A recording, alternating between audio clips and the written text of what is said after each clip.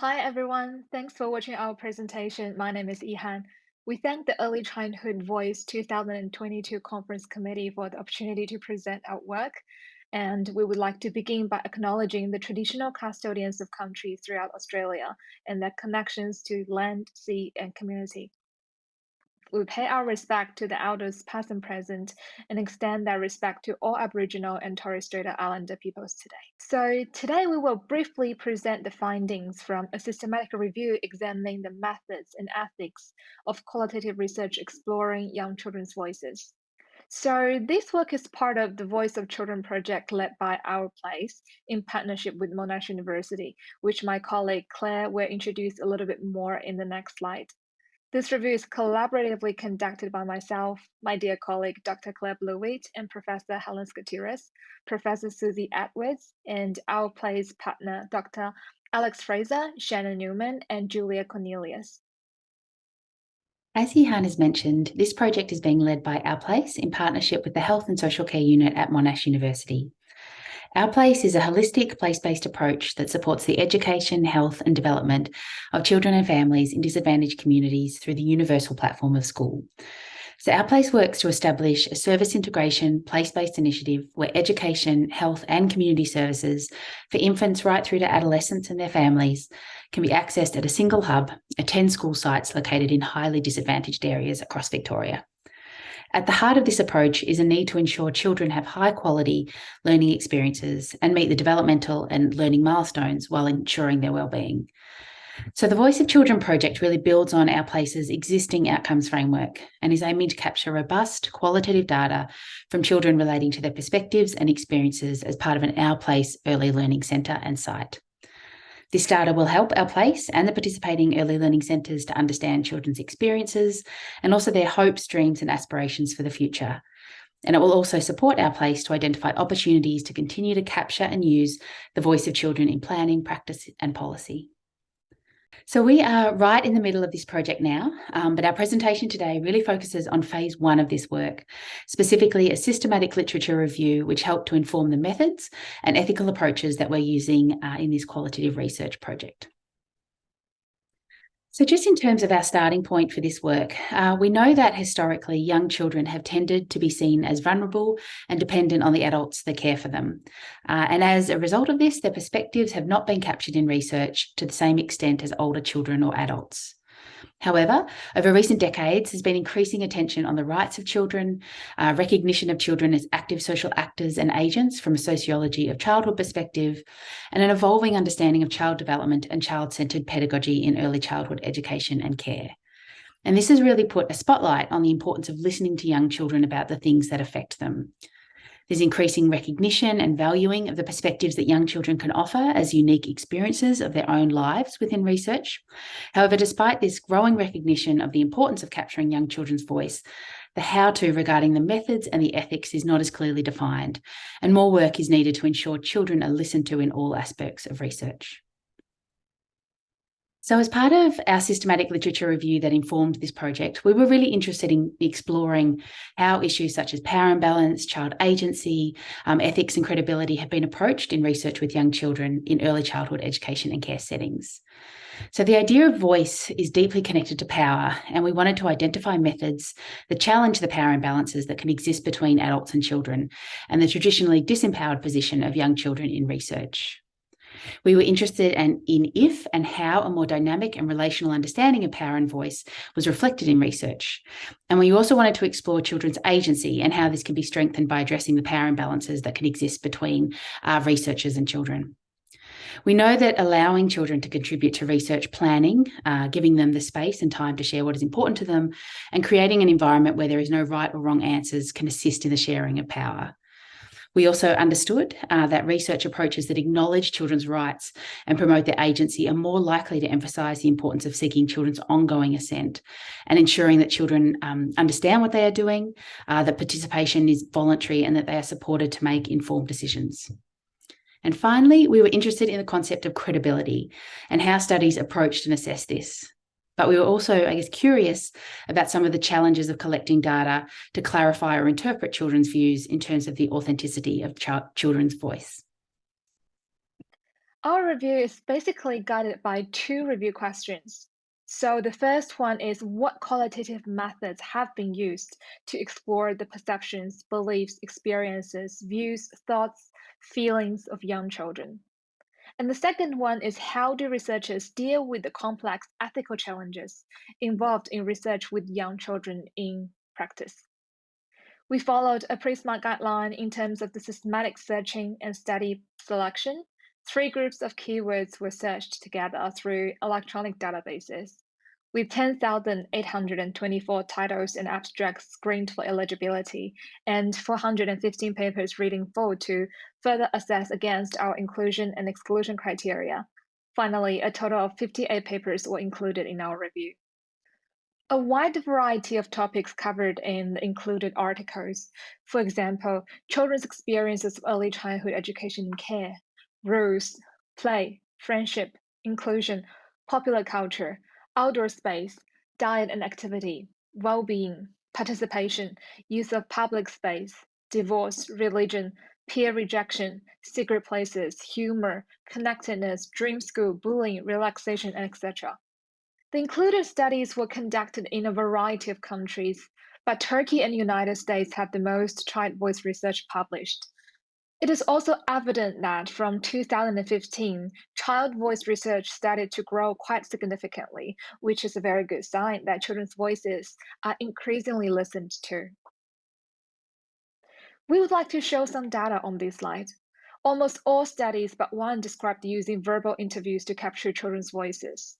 And of the 57 studies that included interviewing as a data collection method, 8 studies used interview only, and 34 studies adopted one additional data collection method, such as drawing, photography, video, or puppetry.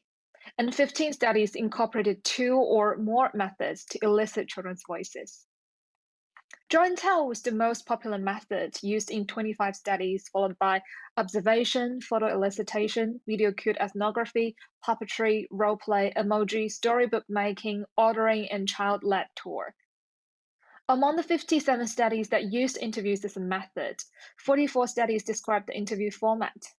Individual interview were the most common interview format, which is kind of covering 61% of the studies. Group interview was included in 15 studies, which is 31%, where the presence of peers supported researchers to minimize the asymmetrical power imbalance. 2 studies included both individual and group interviews. It is notable that drawing as a method, sometimes referred to as draw and tell, drawing telling, drawing conversation, was the most popular data collection method used to elicit children's voices. 43% of studies included drawing before or during interview.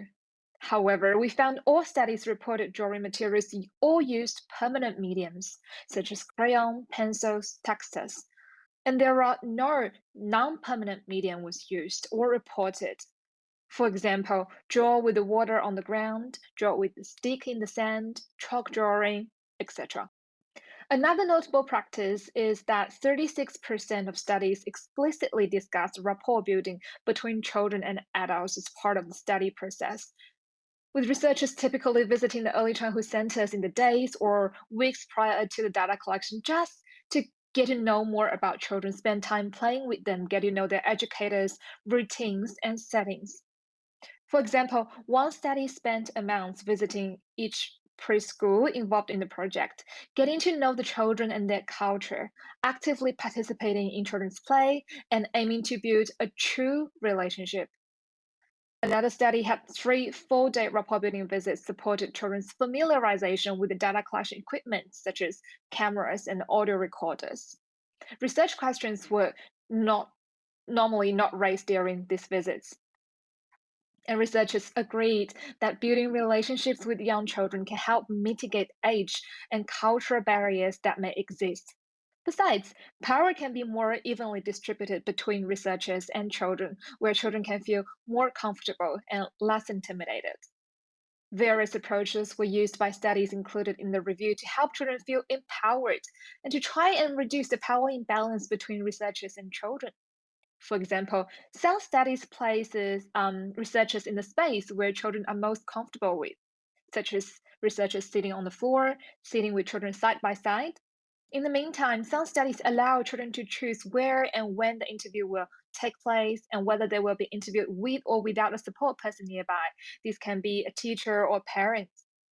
The data collection methods were chosen according to children's interests and familiarity. If there's any materials used, these are placed at child height. Some studies conducted interview two at a time with one researcher sitting with one child each at the same time. Children were close enough to know they had a peer nearby, but far enough away that the interview could be conducted independently. Lastly, just like what we touched on earlier, spending time to playing with children, not only prior to the data collection as a rapport building method, but also after the interview was adopted. As for our second research question, to what extent did studies address ethical considerations? We found that 46% of studies considered the relationship between researchers and children and sought to mediate the power imbalance through the purposeful selection of data collection methods and rapport building. Researcher reflexivity was practiced as a way to try and address the power imbalance. 3 studies reported that children were invited to choose where the interview would take place, and 52% clearly stated the source of ethics approval. Although we acknowledge the articles where ethical approval was not reported doesn't necessarily mean these were not sought, but might be due to the work on requirement of the journal. In terms of consent and assent seeking, 57% of studies explicitly stated that children's assent was sought. However, only 5 studies stated clearly that seeking assent from children was not a one-off event. Rather, assent was constantly negotiated with children. And child assent was generally provided verbally in all but 4 studies. And here is an example. Even though only 5 out of 58, that is 8.6% of studies clearly stated child assent seeking was not a one-off event, we would like to highlight the significance of process consent. Assent seeking should be an ongoing process.